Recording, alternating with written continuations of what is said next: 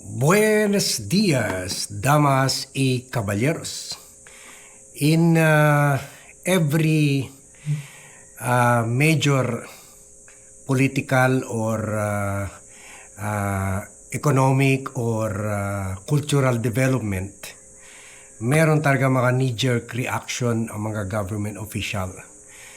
Always, kung may bagay na makasakuna o ano, or political scandal, always they propose some measure to regulate matters.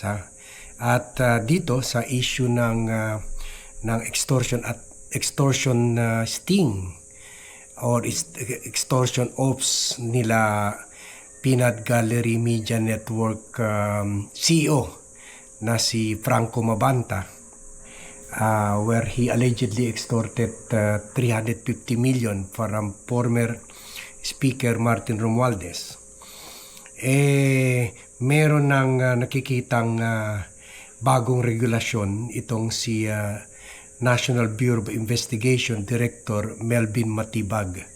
At ngayon gusto niya i-regulate yung social media to separate it from fake journalists. Sabi niya ito daw nangyari kay Mabanta na talaga naman hindi talagang tunay na journalist. Should be a reason to regulate the non-journalists from social media.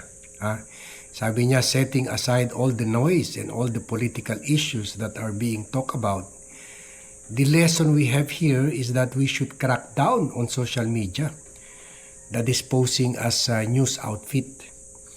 So probably we will push legislation to that effect, to regulate, not to curtail, but to regulate or to give some rules and regulations on what the behavior is. Because there are so many people today who don't have journalism background, who don't study journalism, who are in mass media, sabi niya. At sabi niya, i-push daw nila itong appeal nila sa Kongreso. Question rin niya, bakit hanggang ngayon di pa nilalabas yung video ni Mabanta, yung controversial 90-minute video. Sabi niya, why is that video? It was made last year. Why is it coming out? I mean, there is no intention of putting out this video. The intention is to get a big payout, big profit, which is 350 million. Ang original down to 300 million. So looking back at history, they're trying to build up. Yun. Yun, sabi niya. Kwan lang daw, ginagamit lang. Para kikilan si Romualdez. So, although kaibigan, naging katrabaho ko ito noon, just like Mabanta, naging katrabaho ko ito sa PR job ko kasi inevitable naman yan na nag-handle tayo mga former presidents, vice president, senator, congressman sa PR company ko. So inevitable na hindi lang ako kinukuha rin nila mga lawyers like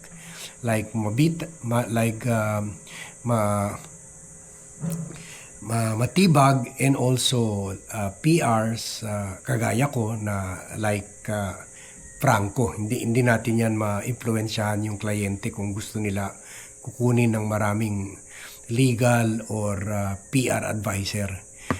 Pero hindi tutol ako dito sa proposal ni Matibag kasi delikado ito sa atin lahat kasi ngayon this goes against what is happening in the social media industry or the internet world.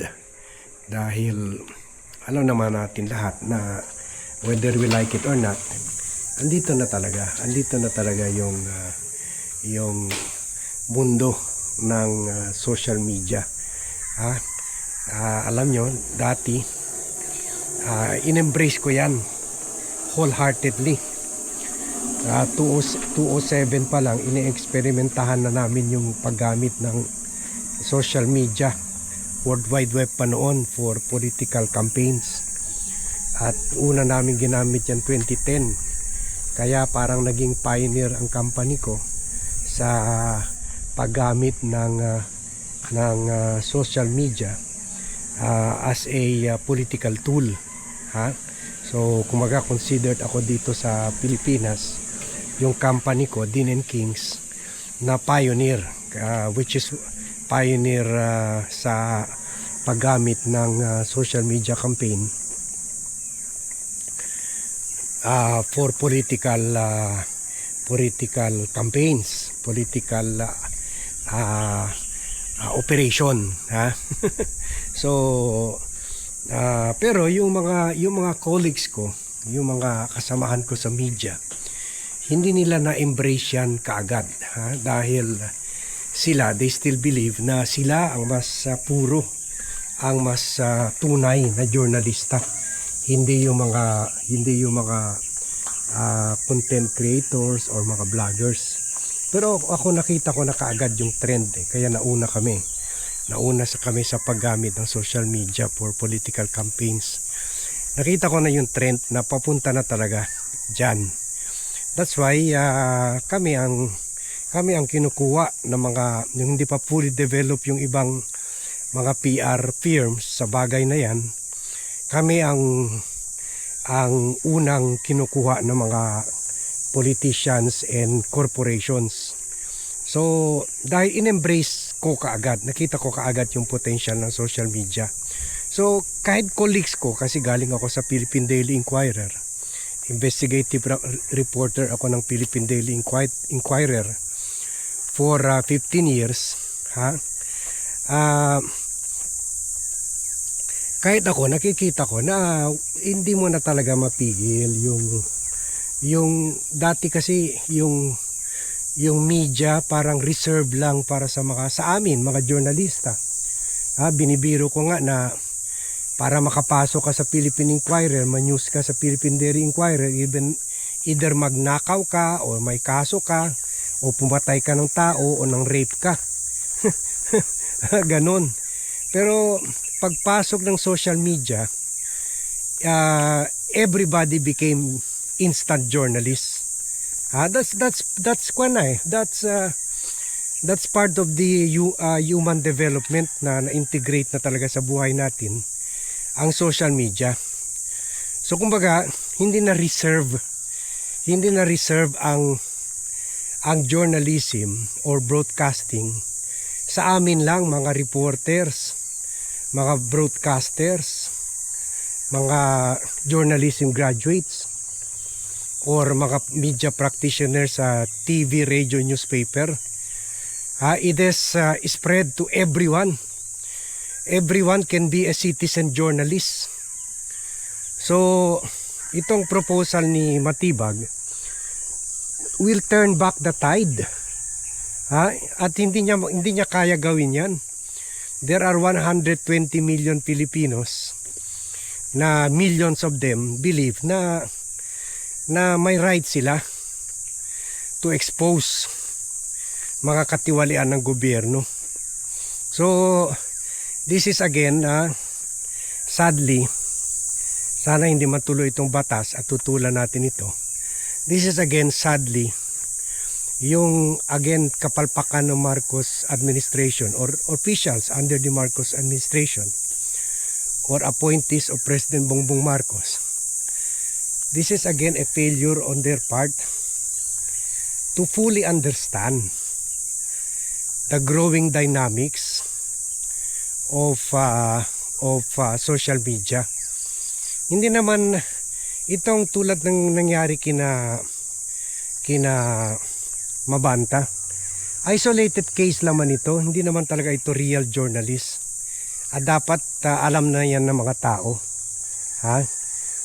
Kunwari lang ito nagjo-journalism, pero ganun pa man, kahit inexploit pa man nila yung sistema ng journalism, that doesn't give the government the excuse to clamp down on all mga media network na not run by journalists. Kasi meron naman dyan, hindi journalist, pero magaling pa magsulat sa mga journalist. Ngayon, you can Google your way to becoming a expert in any field. Andyan na yan sa Google at sa AI.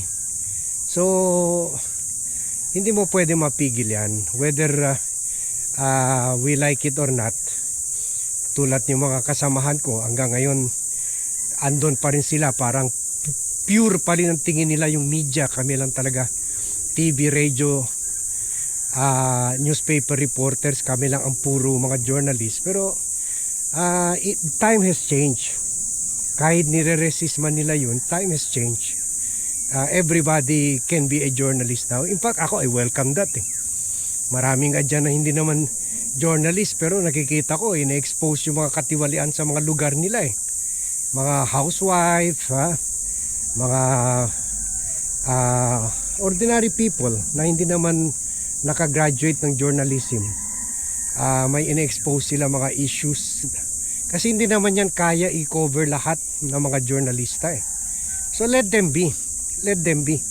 Unless meron tayong pattern of action ng gobyerno na bumabalik na tayo doon sa panahon ni former President Ferdinand Marcos, yung dictatorship, Marcos dictatorship, na kinikikila nila yung press freedom at pinipersecute nila yung mga journalists. Kaya tututulan natin ito. I-share nyo itong vlog, i-like nyo itong vlog. Kaibigan ko si Melvin, pero tayo naman independent and neutral vlogger tayo, love for country lang tayo. So let freedom reign. Di ba? Kayo mismo. Alam ko tutol kayo dito dahil kayo mismo you feel empowered. Basta lang tell the truth. Iba yung actual lies. Iba yung actual lies. Ibang usapan na yun. Just tell the truth. Be discerning. In what you report. Investigate. Get proof. Hindi lang basta boka-boka lang. So this is not good for democracy, itong proposal ni Melvin Matibag. Delikado yan, baka ipupush nila yan kasi asawa niyan, congresswoman. Baka ipupush nila sa House. So let us oppose it and let us make our opinions known sa social media by sharing and liking this vlog para mapunta sa inbox nila. So thank you very much everyone for watching. Thank you very much for joining me in this vlog. Good morning to all and see you in my next vlog.